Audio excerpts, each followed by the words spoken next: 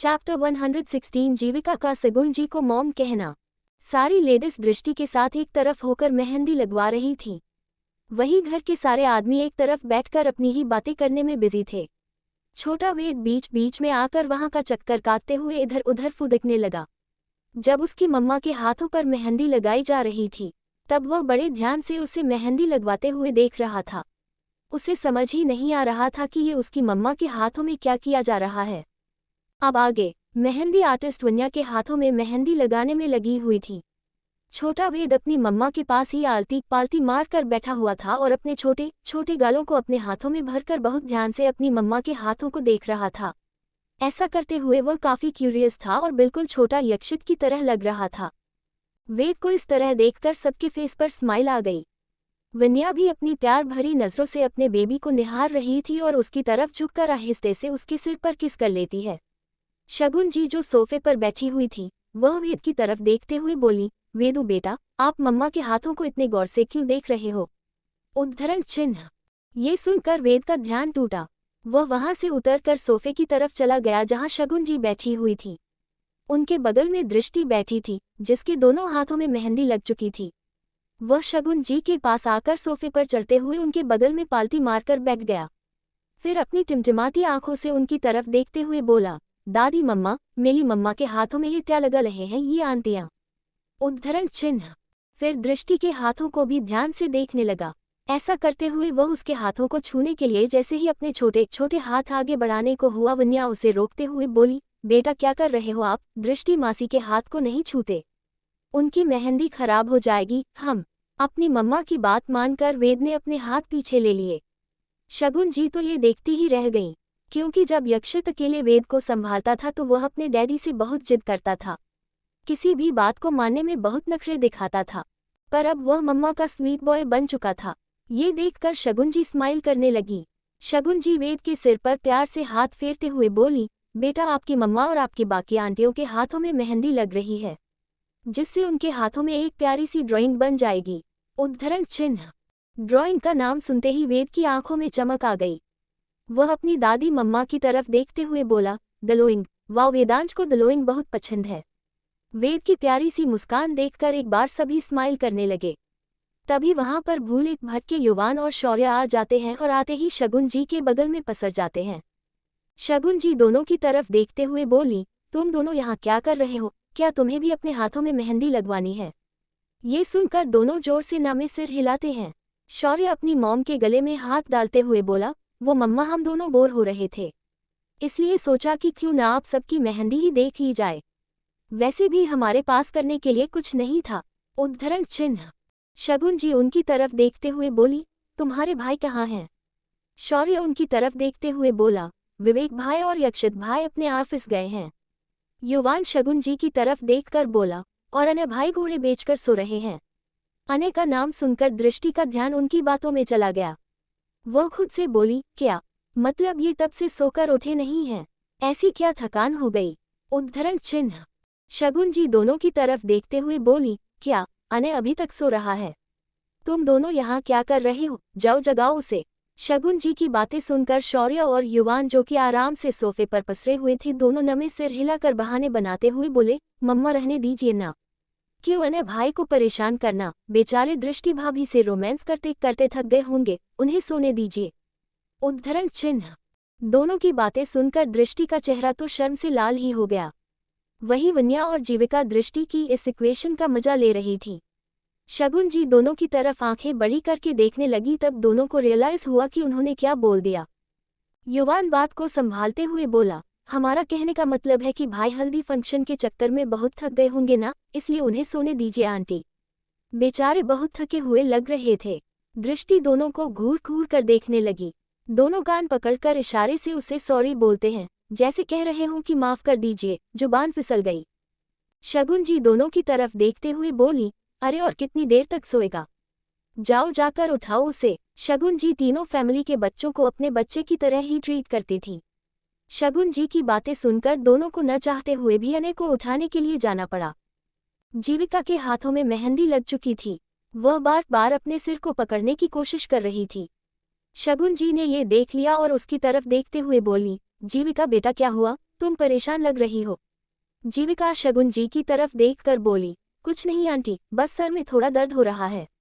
उद्धरण चिन्ह। वन्या का ध्यान जीविका की तरफ गया।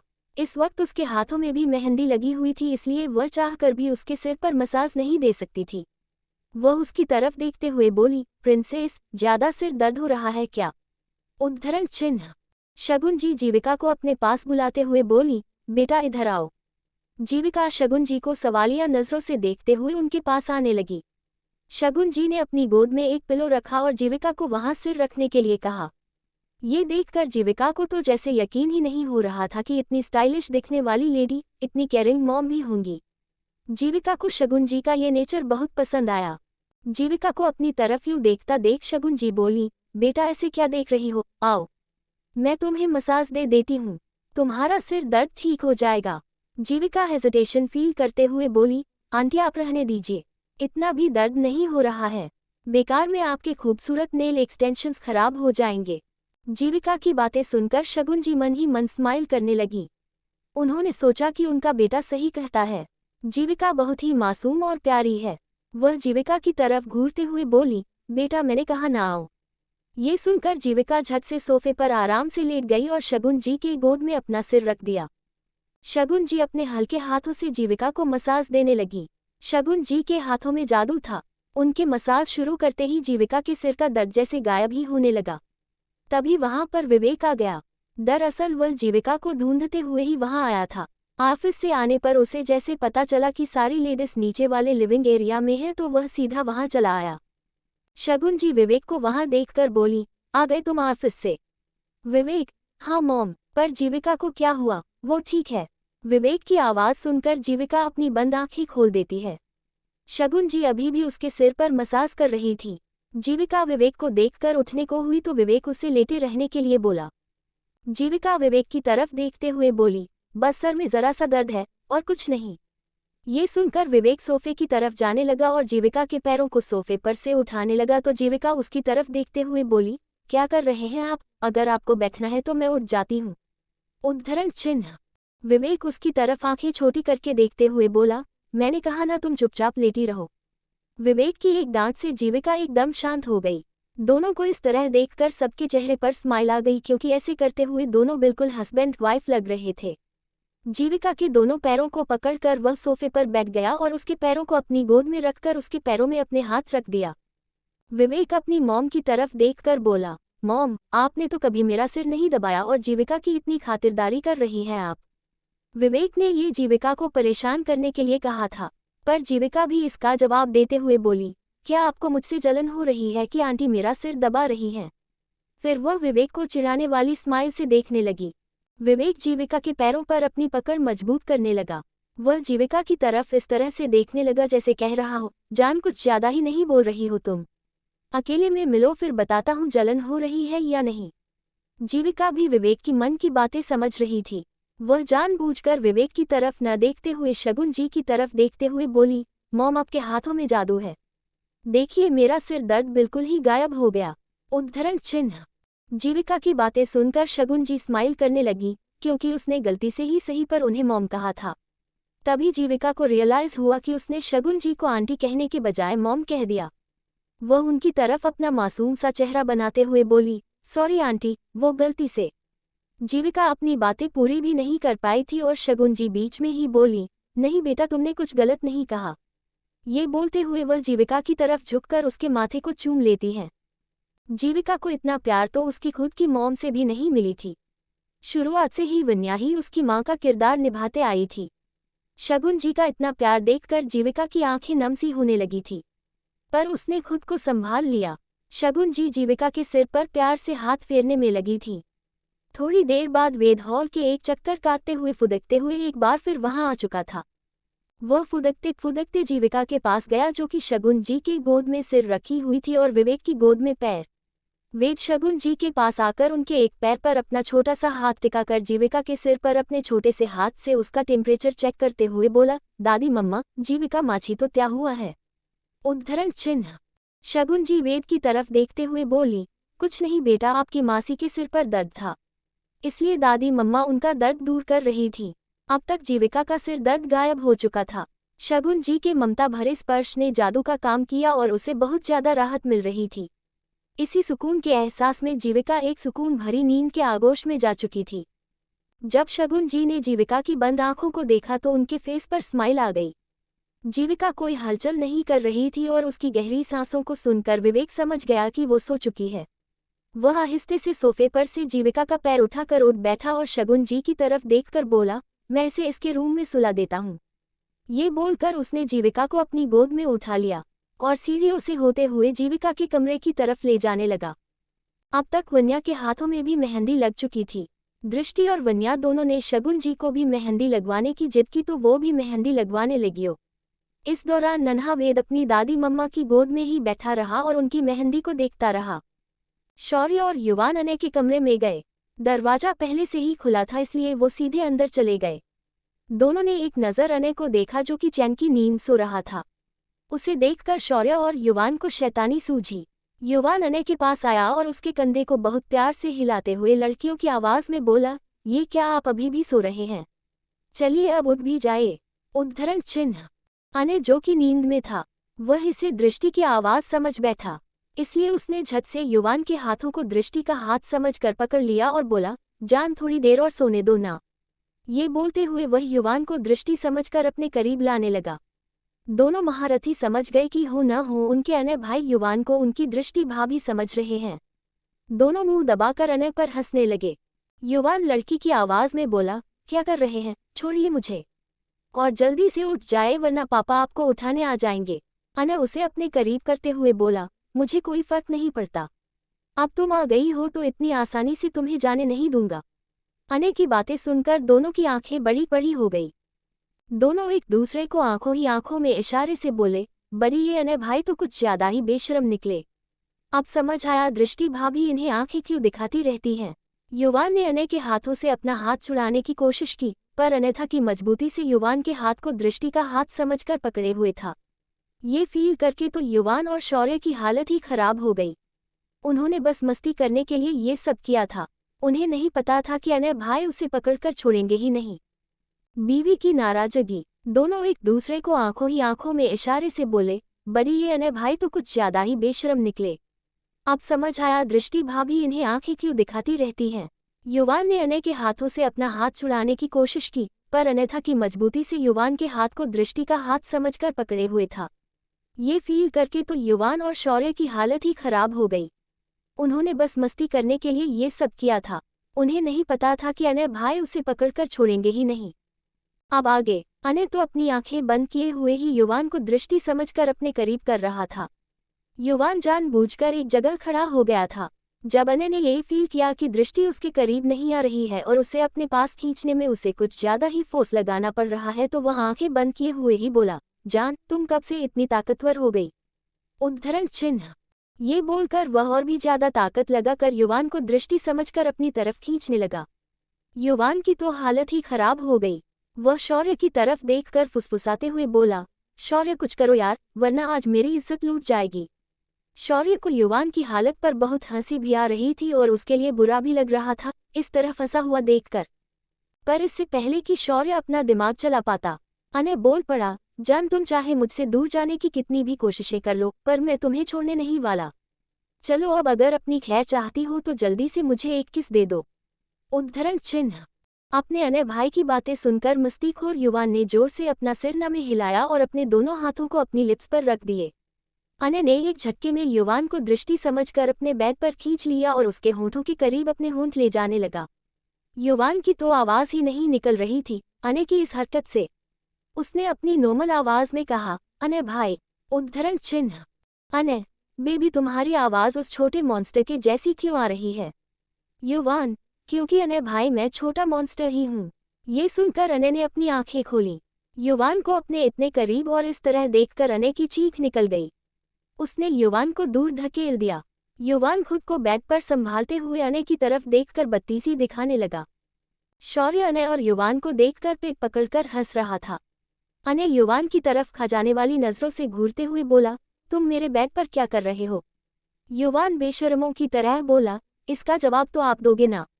अनय उसकी तरफ घूरते हुए बोला, क्या मतलब? शौर्य अपनी हंसी को बहुत मुश्किल से कंट्रोल करते हुए अनय के पास आया और बोला, मतलब मैं समझाता हूँ। अनय भाई आप युवान को दृष्टि भाभी समझकर उसके साथ रोमांस करने की कोशिश कर रहे थे। शौर्य एक बार फिर पेट पकड़कर हंसने लगा। वहीं अनय को यह सुनकर एम्बेरसमेंट फील हो रही थी कि पता नहीं उसने युवान को दृष्टि समझकर क्या क्या कह दिया होगा। बेशरम युवान एकदम शर्मीली लड़की की तरह रिएक्ट करते हुए बोला, बड़ी अगर आज मैंने मुंह नहीं खोली होती तो मेरी तो शादी से पहले ही इज्जत लूट जाती। ये बोलते हुए वह अनय की तरफ ही करते हुए बत्तीसी दिखाने लगा। अनय उसे खा जाने वाली नजरों से घूरते हुए बोला, जस्ट शट अप। और तुम दोनों यहाँ क्या कर रहे थे? मुझे तो तुम दोनों में से किसी की आवाज भी नहीं आई, यहाँ पर तो मैंने दृष्टि की आवाज सुनी थी। उद्धरण चिन्ह। शौर्य और युवान दोनों ये सुनकर अनय की तरफ देखकर बेशर्मों की तरह बत्तीसी दिखाने लगे। अनय दोनों को खा जाने वाली नजरों से घूरते हुए बोला, कहीं ये तुम दोनों की शरारत तो नहीं थी? शौर्य और युवान खिसियाकर हंसते हुए हाँ में सिर हिला देते हैं। अनय दोनों को मारने के लिए उनके पीछे पीछे दौड़ने लगा। अनय उन्हें रोकते हुए बोला, बहुत मस्ती चढ़ी है ना, रुको तुम दोनों, तुम्हारी सारी मस्ती निकालता हूँ मैं। उद्धरण चिन्ह। युवान भागते हुए बोला, अनय भाई क्या कर रहे हैं? हम दोनों तो आपको जगाने के लिए ही आए थे। अगर हम ये खुरापात न करते तो हमें कैसे पता चलता कि आप बहुत ही रोमांटिक हो? अनय युवान की तरफ भागते हुए बोला, रोमांटिक के बच्चे, सबसे पहले तो मैं तुम्हें मारूंगा। उद्धरण चिन्ह। युवान और शौर्य वहां से भागते हुए बोले, अनय भाई अब आपकी ये रोमांटिक हरकत सबको पता चलने वाली है। अनय दोनों को पकड़ने की कोशिश करते हुए बोला, रुको तुम दोनों, अगर तुमने किसी को ये बताने की कोशिश की तो मैं तुम्हें छोड़ूंगा नहीं। पर अनय की धमकियों का दोनों पर कोई असर नहीं हुआ। दोनों भागते हुए नीचे हॉल की तरफ सबके पास ये बताने के लिए जाने लगे। विवेक सोती हुई मासूम जीविका को अपने गोद में उठाकर उसके कमरे में आ गया। उसके क्यूट से सोते हुए चेहरे को देखकर विवेक को उस पर बहुत प्यार आ रहा था। वह उसे अपनी गोद में उठाए हुए ही उसके गालों पर किस कर लेता है। जब एक बार से मन नहीं भरता तो 4-5 बार किस कर लेता है। जीविका नींद में कसमसाते हुए उसके सीने में अपना सिर छिपा लेती है। विवेक स्माइल करता है और आहिस्ते से जीविका को बेड पर लेटा देता है। उसकी मेहंदी अब तक काफी सूख चुकी थी। उसने उसके हाथों को आहिस्ते से रखकर उसके चेहरे के बिखरे बालों को प्यार से कान के पीछे करने लगा। ऐसा करते हुए उसका क्यूट सा फेस विवेक के फेस के बहुत पास था। विवेक एकटक उसे निहारने लगा। फिर पता नहीं विवेक के मन में क्या आया, वह जीविका के होठों की तरफ झुककर उसे बहुत प्यार से किस करने लगा। उसे पता था कि इस वक्त जीविका नींद में है, इसलिए वह बहुत जेंटली किस कर रहा था ताकि जीविका की नींद खराब न हो जाए। पर वह उसे किस करते हुए खुद पर कंट्रोल खोने लगा था। इससे पहले कि वह पूरी तरह से अपना कंट्रोल खो दे, उसने जल्दी से उसके होठों को छोड़ दिया। फिर गहरी गहरी सांसें लेकर खुद को शांत करने लगा। खुद को नॉर्मल करने के बाद उसने एक नज़र सोती हुई मासूम जीविका की तरफ देखा। उसके हाथ को आहिस्ते से पकड़कर उसे किस कर लेता है और एक ब्लैंकेट से जीविका को कवर कर देता है। वह थोड़ी देर तक यूं ही जीविका को निहारता है, फिर उसके माथे को चूमकर वहां से जाने लगा। नीचे हॉल में सभी मौजूद थे। चैतन्य दादाजी वेद को लेकर गार्डन की सैर पर गए थे। गौतम जी, अनिल जी और कार्तिक जी एक तरफ बैठकर बातें कर रहे थे। वहीं दूसरे तरफ के सोफे पर वन्या, विवेक, दृष्टि और शगुन जी बैठे हुए थे। तभी वहां पर शौर्य और युवान भागते हुए आए। अनय उनके पीछे पीछे ही आ रहा था। विवेक उनकी तरफ देखते हुए बोला, अब क्या कांड कर दिया तुम दोनों ने जो इस तरह भागे जा रहे हो? युवान विवेक की तरफ देखते हुए बोला, विवेक भाई आपको ऐसा क्यों लगता है कि कांड हमेशा हम दोनों ही करते हैं? पर डोंट वरी, इस बार कांड हम दोनों नहीं बल्कि अनय भाई करने वाले थे। उद्धरण चिन्ह। दोनों की बातें सुनकर दृष्टि बड़ी बड़ी आंखों से अनय की तरफ देखने लगी, जैसे कि पूछ रही हो, अब क्या किया आपने? अनय उसकी तरफ देखकर मासूम सी शक्ल बना देता है। सभी हैरान भरी बड़ी बड़ी आंखों से तीनों को देखने लगे। अनय ने दोनों को खा जाने वाली नजरों से घूरते हुए चुप रहने का इशारा किया। पर दोनों थे एक नंबर के बदमाश और शरारती, दोनों के पेट में कोई भी बात पचती कहाँ थी। अनय को पूरी तरह से इग्नोर करते हुए दोनों पूरी बात बता देते हैं कि अभी अनय के रूम में क्या हुआ था। उनकी पूरी बात सुनकर वहां पर एक अजीब सा सन्नाटा छा जाता है। फिर यकायक सबकी खिलखिलाकर हंसने की आवाज गूंज जाती है। वही दृष्टि की तो शर्म के मारे नजरें ही झुक जाती है। वह मन ही मन अनय को कोसने लगी कि क्या जरूरत थी वो सब हरकतें करने की। वन्या और विवेक दोनों दृष्टि की हालत अच्छी तरह समझ रहे थे। विवेक अनय की तरफ देखकर उसे टीस करते हुए बोला, क्या यार अनय, तुझसे ये उम्मीद नहीं थी। मतलब तू किसी को भी दृष्टि भाभी समझ लेगा। इस बार तो हद ही हो गई, तूने युवान को ही भाभी समझ लिया। एक बार देख तो लेता कि वो भाभी ही है, फिर शुरू होता। उद्धरण चिन्ह। विवेक की बातें सुनकर दृष्टि एक नज़र उठाकर अनय को घूरती है। उसके चेहरे पर एम्बेरसमेंट और ब्लश वाले मिक्सड एक्सप्रेशन झलक रहे थे। उसे बहुत शर्म आ रही थी, इसलिए वह झट से वहां से उठकर जाने लगी। अनय उसे पीछे से रोकते हुए बोला, दृष्टि कहाँ जा रही हो, रुको तो। ये सब बस हमें परेशान कर रहे हैं। पर अनय की बात पूरी होने से पहले ही दृष्टि वहां से जा चुकी थी। अनय खा जाने वाली नजरों से शौर्य, युवान और विवेक को देखता है। तीनों की एकदम से हंसी छूट जाती है। अनय उन्हें गुस्से से घूरता हुआ वहां से जाने लगा। उनके जाने के बाद शगुन जी शौर्य और युवान के कान पकड़ लेती हैं।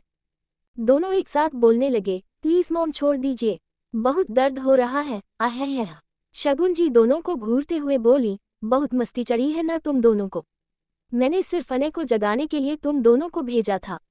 अनय दोनों को इस तरह दूर से ही देखते हुए बोला, आंटी छोड़ना मत इन दोनों को, आज तो कान ही उखाड़ दो। ये बोलते हुए वह वहां से जाने लगा। वहीं विवेक और वन्या दोनों की हालत देखकर हंसने लगे। शौर्य अजीब अजीब चेहरे बनाकर विवेक की तरफ देखते हुए बोला, भाई मैं तो आपका प्यारा भाई हूं ना, आप अपने प्यारे भाई को मम्मा से प्रोटेक्ट नहीं करोगे। विवेक उसे अपनी आंखें छोटी करके घूरते हुए बोला, ये सब अनय के साथ मस्ती करने से पहले सोचना चाहिए था। उद्धरण चिन्ह। थोड़ी देर बाद वन्या अपने कमरे में यक्षित की राह देख रही थी, क्योंकि यक्षित अभी तक ऑफिस से घर नहीं पहुंचा था। उसे यक्षित की फिक्र के साथ साथ उस पर गुस्सा भी आ रहा था, क्योंकि वन्या ने सोचा था कि वह आज का पूरा दिन यक्षित के साथ बिताने वाली है और यक्षित ने भी कहा था कि वह ऑफिस से जल्दी घर आ जाएंगे। पर अभी रात के 8 बज चुके थे, पर यक्षित का कोई अता पता नहीं था। तभी रजावत मेंशन के पार्किंग एरिया में एक ब्लैक पोश कार आकर पार्क होती है, जिसमें से यक्षित बाहर आया। वह अपने ब्लेजर को एक हाथ में पकड़े हुए था। नेकटाई लूज थी और शर्ट की स्लीव्स भी एल्बो तक फोल्ड किए हुए थे। वह मेंशन के अंदर जाने लगा। हॉल में उसे नन्हा वेद खेलता हुआ नजर आया। वह डैडी को देखकर वेद दौड़ते हुए उसके पास गया। यक्षित ने अपने घुटने के बल बैठकर वेद को अपनी गोद में उठा लिया और उसके गालों पर किस कर लिया। वेद अपने छोटे छोटे हाथ अपने डैडी के गर्दन पर लपेटते हुए बोला, डैडी आप कहाँ थे। वेदांश ने आप तो बहुत मिच किया। उद्धरण चिन्ह। यक्षित एक बार फिर उसके गुलाबी गालों पर किस करते हुए बोला, आई नो मेरे बच्चे, डैडी को एक इम्पोर्टेंट काम आ गया था, वो बस उसी में थोड़े बिजी हो गए थे, पर अब डैडी बिल्कुल फ्री हैं। आज डैडी आपको स्टोरी भी सुनाएंगे। हम। स्टोरी का नाम सुनकर वेद की आंखों में चमक आ गई। यक्षित वेद के सिर को प्यार से सहलाते हुए बोला, बेबी आपकी मम्मा कहाँ हैं। वेद अपने डैडी की तरफ देखकर मासूमियत में बोला, मम्मा रूम में है डैडी। डैडी, मम्मा ना आज बहुत छेद लग रही थी, वो मेरी तला आपको बहुत मिच भी कर रही थी। अपने बेबी की क्यूट सी बातें सुनकर यक्षित उसके सिर को प्यार से सहलाते हुए बोला, बेटा आप टेंशन मत लो, डैडी आ गए हैं ना, अब वो आपकी मम्मा को मना लेंगे। हम। उद्धरण चिन्ह। वेद भी झट से हाँ में सिर हिला देता है। यक्षित को ऑफिस में रहते हुए वक्त का कोई ख्याल ही नहीं रहा। जब उसने घड़ी देखी तो पाया कि रात के 8:30 बज चुके थे और वह काफी लेट भी हो चुका था, क्योंकि उसे याद आ रहा था कि उसने वन्या से घर जल्दी आने का कहा था। वह समझ रहा था कि वन्या उससे नाराज होगी। वह बिना टाइम वेस्ट। जब 120 डोंट हाइड इट बेबी। दृष्टि उसकी तरफ नाराजगी से देखते हुए बोली, क्या जरूरत थी आपको वो सब हरकतें करने की। क्या सोच रहे होंगे वो सब हमारे बारे में, और मेरी बेइज्जती करा दी सो अलग। अनय उसे प्यार से मनाते हुए बोला, बेबी तुम उसी बात को लेके बैठ गई हो। तुम्हें पता है ना, गलती मेरी नहीं उन 2 बंदरों की है जो उछलते कूदते मेरे कमरे में आ गए थे। उद्धरण चिन्ह। दृष्टि मुंह फुलाते हुए बोली, उछलते कूदते आपके कमरे में आ गए थे तो क्या आप उनके साथ कुछ भी करना स्टार्ट कर दोगी। सच में विवेक सही तो बोल रहे थे, पहले देख तो लेते कि वो मैं हूं भी या नहीं। उद्धरण चिन्ह। अब आगे। दृष्टि अनय से नाराजगी जताते हुए उससे मुंह मोड़ लेती है। अनय ये देखकर पहले स्माइल करता है, फिर दृष्टि के करीब जाकर उसे पीछे से हक करते हुए उसकी खुली कमर को सहलाने लगा। दृष्टि को जब अनय की हरकतें महसूस होती है तो वह अपनी आंखें बंद कर देती है, क्योंकि अनय बहुत ही सेंसुअली उसे छू रहा था। जब दृष्टि से कंट्रोल नहीं हुआ तो वह अपनी आंखें बंद किए हुए ही बोली, अनय क्या कर रहे हैं आप, ये गलत है। पर अनय कहाँ रुकने वाला था। वह उसकी खुली कमर और पेट पर उंगलियां चलाते हुए मासूम बनने का नाटक करते हुए बोला, क्या गलत है होने वाली वाइफी, और मैं क्या कर रहा हूँ। अनय ने ये जानबूझकर अपने होठों को दृष्टि के कान के पास ले जाकर उसके कानों से अपने होठों को टच करते हुए कहा। अनय के इस तरह से छूने से दृष्टि सहने लगी। दृष्टि अपनी आंखें बंद किए हुए बोली, अनय आप मुझसे चिपकना बंद कीजिए, मैं आपसे नाराज हूँ, समझे आप। अपनी दृष्टि की बातें सुनकर अनय स्माइल करता है और उसके येलों पर किस करते हुए बोला, बेबी मैं तब से तुम्हें मनाने की ही तो कोशिश कर रहा हूँ। उद्धरण चिन्ह। ये सुनकर दृष्टि अनय की तरफ घूरने लगी। उसे अपनी तरफ यूं घूरता देख अनय के फेस पर स्माइल आ जाती है। वह दृष्टि के दोनों कंधों को पकड़ते हुए बोला, वैफी अगर तुम मुझे इतने प्यार से देखोगी तो मैं अपने आप पर कैसे कंट्रोल कर पाऊंगा। हम फिर वह दृष्टि को एक नज़र देखकर उसे टीस करते हुए बोला, उफ ये कमर, बेबी ये मुझे कब से अपनी तरफ अट्रैक्ट करने में लगे हैं। उद्धरण चिन्ह। दृष्टि की मेहंदी अब तक सूख चुकी थी। वह अनय की तरफ घूरते हुए झट से अपनी बाहर झांकती कमर को साड़ी से कवर कर लेती है। अनय उसकी इस हरकत पर स्माइल करता है और वहां से साड़ी हटाते हुए बोला, डोंट हाइड इट बेबी। ये बोलते हुए वह दृष्टि को छूने के लिए जैसे ही उसकी तरफ हाथ बढ़ाता है, दृष्टि उसका हाथ पकड़कर उसे रोक लेती है। वह अनय की तरफ घूरते हुए बोली, अनय आप सुधरने नहीं वाले। एक तो होने वाली बीवी आपसे नाराज बैठी है और आप हैं कि उसे मनाने के बजाय उसे परेशान करने में लगे हैं। ये बोलते हुए दृष्टि अपना मुंह दूसरी तरफ कर लेती है। अनय स्माइल करता है और दृष्टि के सामने आकर उसे अपनी बाहों में भरकर उसके नेक को पकड़ता है और उसके माथे को प्यार से चूम लेता है और उसे खुद से चिपकाते हुए बोला, होने वाली वाइफी क्या मुझे ये बताने की ज़रूरत है कि मैं तुमसे कितना प्यार करता हूँ। हम ये बोलते हुए वह अपनी प्यार भरी नज़रों से दृष्टि को देखने लगा। अनय के इस तरह से देखने से दृष्टि के दोनों गाल गुलाबी होने लगे। अनय उसे टीस करते हुए बोला, अगर तुम्हें मेरे प्यार पर डाउट है तो मैं अभी तुम्हें यकीन दिला सकता हूँ। ये बोलते हुए अनय की आंखों में एक अलग ही शरारत झलक रही थी और दृष्टि अनय के कहने का मतलब अच्छे से समझ रही थी। वह अनय के सीने पर मारते हुए बोली, आपको शर्म बिल्कुल भी नहीं आती। उद्धरण चिन्ह। अनय दृष्टि को अपनी बाहों में कसते हुए बोला, अपनी होने वाली बीवी के सामने कैसी शर्म, वैसे भी तुम बहुत जल्द मेरी होने वाली हो मेरी जान। ये बोलते हुए वह दृष्टि के होठों को आहिस्ते से चूम लेता है। दृष्टि खुद को उसकी बाहों में छिपा लेती है। थोड़ी देर तक दोनों ऐसे ही रहते हैं। फिर वह अनय के सीने से अपना चेहरा निकालकर उसकी तरफ देखते हुए बोली, बहुत भूख लगी है। अनय उसके माथे पर लाइट किस करते हुए एक मेड को डिनर का ऑर्डर देता है। 10 मिनट के अंदर वहां पर गर्मा गर्म खाना हाजिर हो गया। दृष्टि के दोनों हाथों में मेहंदी लगी हुई थी, इसलिए अनय प्लेट में खाना निकालकर दृष्टि को खिलाने लगा। उसे खिलाने के बाद अनय ने भी डिनर किया। डिनर के बाद दोनों बेड पर बैठे हुए थे। दृष्टि अनय के कंधे पर अपना सिर रखे हुए थी। दिन भर की दौड़ भाग के बाद वह थककर चूर हो चुकी थी। वह अनय के कंधे पर अपना सिर रखे हुए ही धीरे से बोली, अनय। अनय उसके सिर पर किस करते हुए बोला, हम। दृष्टि उसकी तरफ देखते हुए बोली, मैं बहुत थक गई हूँ और कमर में भी दर्द हो रहा है। उद्धरण चिन्ह। अनय उसके चेहरे पर आ रहे बालों को कान के पीछे करते हुए बोला, बेबी अब तक तो हम दोनों ने कुछ किया भी नहीं है और तुम अभी से थक गई। अनय की शरारत भरी बातें सुनकर दृष्टि उसकी तरफ घूर कर देखते हुए उसके सीने पर मारकर बोली, आपको हमेशा वही सब सूझता रहता है, मुझे सच में बहुत दर्द हो रहा है। दृष्टि ने अपनी कमर को सहलाते हुए कहा। अनय उसकी तरफ एक नज़र देखकर उसे अपनी गोद में उठाते हुए बेड पर आराम से लेटा देता है। फिर उसने ड्रॉयर से ऑइंटमेंट लेकर दृष्टि को पेट के बल लेटने के लिए कहा। वह वैसा ही करती है। अनय ऑइंटमेंट लेकर दृष्टि की कमर पर लगा देता है और उसे हल्के हाथों से मसाज देने लगा। दृष्टि को बहुत राहत मिली और इसी राहत और सुकून में उसकी आंखें लग गई। थोड़ी देर बाद जब उसे दृष्टि की गहरी सांसों की आवाज़ आने लगी तो वह समझ जाता है कि वह सो चुकी है। वह दृष्टि की तरफ झुककर उसके चेहरे पर आ रहे बालों को कान के पीछे करते हुए उसके माथे को आहिस्ते से चूम लेता है। फिर उसे ब्लैंकेट से अच्छी तरह कवर करके थोड़ी देर तक वहां बैठकर उसके सोते चेहरे को निहारता है। फिर अपने कमरे की तरफ चला गया। जीविका अपने कमरे में बेड पर बैठी हुई थी। वह अभी भी बहुत एम्बेरस फील कर रही थी। अभी थोड़ी देर पहले की सिचुएशन को सोचकर वह अपने ही ख्यालों में गुम थी कि तभी वहां पर विवेक आ जाता है उसे डिनर के लिए नीचे ले जाने के लिए। वह जीविका को एक नज़र देखकर उसके बगल में बैठकर उसके कंधे पर एक हाथ रख देता है। जीविका शॉक्ड हो जाती है। फिर अपने बगल में देखती है तो राहत की सांस लेती है। विवेक उसकी तरफ ध्यान से देखते हुए बोला, जीविका क्या हुआ, तुम क्या सोच रही थी? विवेक के इस तरह पूछने से जीविका हड़बड़ा जाती है। वह इधर उधर देखते हुए बोली, नहीं तो कुछ भी तो नहीं। क्या आपको ऐसा लगा कि मैं कुछ सोच रही थी? हड़बड़ाहट में जीविका के मुंह में जो आया वह बोले जा रही थी। विवेक उसकी तरफ सवालिया नजरों से देखते हुए बोला, तुम इतनी हेजिटेशन क्यों फील कर रही हो?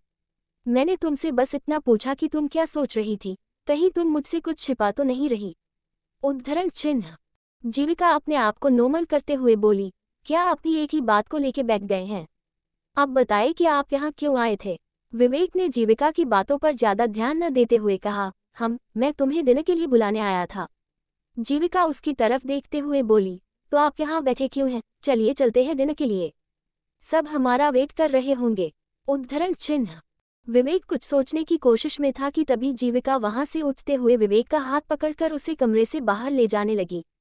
विवेक तो जीविका की इस हरकत से शॉक्ड ही हो गया था, क्योंकि जीविका ने आज तक ऐसी कोई हरकत नहीं की थी।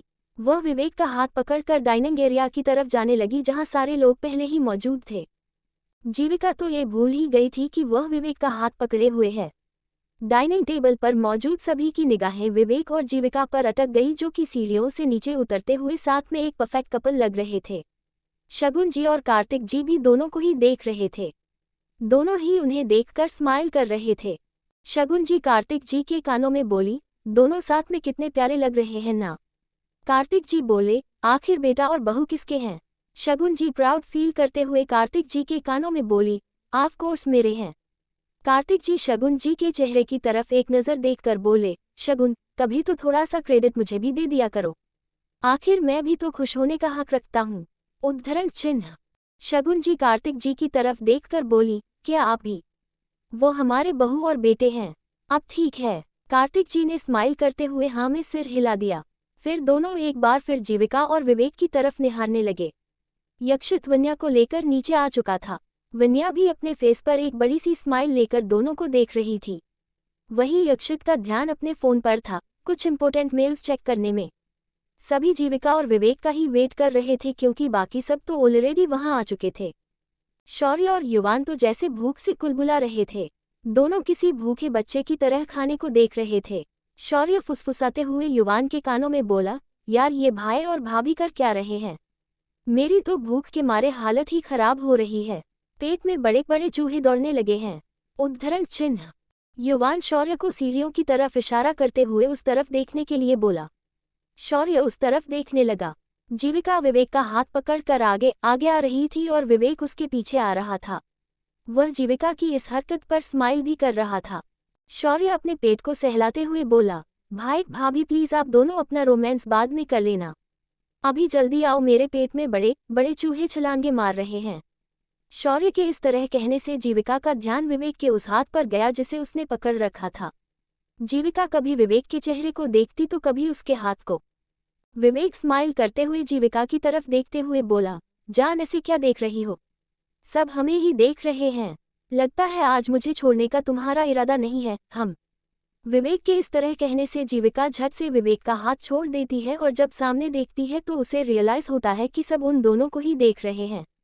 जीविका को बहुत ऑकवर्ड फील हो रहा था, पर वह अब वहां से जा भी नहीं सकती थी। वह चुपचाप अपनी चेयर पर आकर बैठ गई। विवेक भी आकर उसकी बगल में बैठ गया। सबने डिनर स्टार्ट किया। शौर्य और युवान तो जैसे खाने पर टूट ही पड़े। जीविका अपनी बड़ी बड़ी आंखों से दोनों को देख रही थी। उसे युवान का तो पता था, पर शौर्य, उसके बारे में नहीं पता था कि वह भी खाने के मामले में अपने बड़ी जैसा ही है।